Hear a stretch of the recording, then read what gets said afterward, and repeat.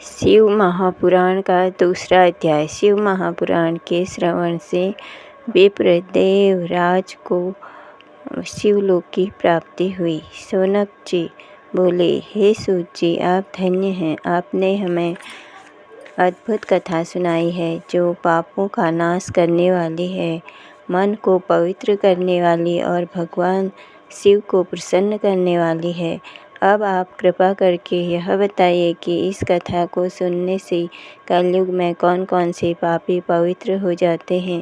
सूत जी बोले, हे मुनि सुनिए, जो दुराचारी, पापी, कामी एवं दुष्ट जन भी इस कथा द्वारा शुद्ध हो जाते हैं। जो लालची, मिथ्याभाषी, पिता माता को दुख देने वाले, दंभी, पाखंडी, हिंसक भी शुद्ध हो जाते हैं। इसी के श्रवण करने से अपने वर्ण एवं आश्रम से पतित द्वेषी जन भी कलयुग में तर जाते हैं। छल कपट करने वाले, क्रूरात्मा, निर्दयी पुरुष भी कलयुग में इसके द्वारा पवित्र हो जाते हैं। जो ब्राह्मणों के धन से पलते हैं, व्यभिचारी हैं, वे भी इसके द्वारा तर जाते हैं। जो पापारायण, सठ, अपवित्र, दुर्बुद्धि, देव द्रव्य एवं साधुओं का द्रव्य खाने वाले पुरुष भी इसके द्वारा पवित्र हो जाते हैं।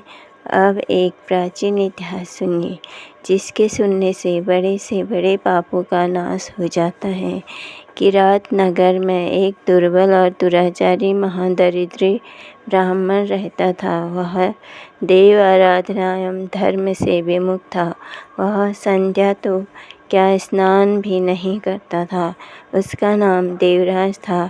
उसने अधर्म द्वारा बहुत साधन एकत्रित किया और धर्म में एक कौड़ी भी न लगाई। वह एक समय स्नान करने तालाब पर गया। वहाँ पर शोभावती नाम की वेश्या को देखकर व्याकुल हो गया। वह सुंदरी भी एक धनी ब्राह्मण को अपने ऊपर आसक्त देखकर प्रसन्न हो गई और बातचीत होने पर उन दोनों में प्रेम हो गया। वे दोनों अपने आप को आपस में स्त्री पुरुष मानकर कामासक्त हो बहुत काल तक विहार करने लगे।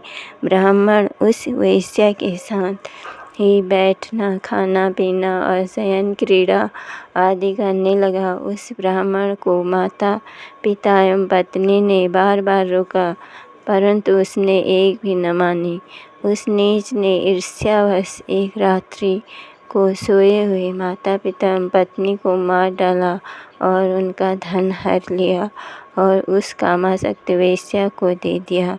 वह पापी देव योग बल से हस्तिनापुर में आया।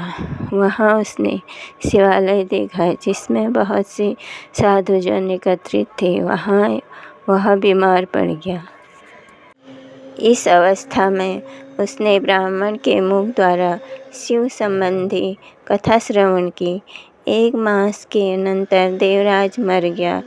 तब यमदूत उसे पकड़कर यमपुर ले गए। उसी समय शरीर पर भस्म लगाए, रुद्राक्ष धारण किए, त्रिशूल उठाए, रुद्रगण क्रोध में भरकर शिवलोक से चलकर यमपुरी पहुँचे और यमदूतों को भगाकर देवराज को छुड़ा लिया। फिर उसे परम अद्भुत विमान पर चढ़ाकर वे गण जब कि कैलाश को जा ही रहे थे कि यमपुरी में महाकोलाहल हुआ, जिसे सुनकर धर्मराज भी अपने महल से बाहर आ गए। वहाँ साक्षात शिव जी के समान 4 दूतों को देखा।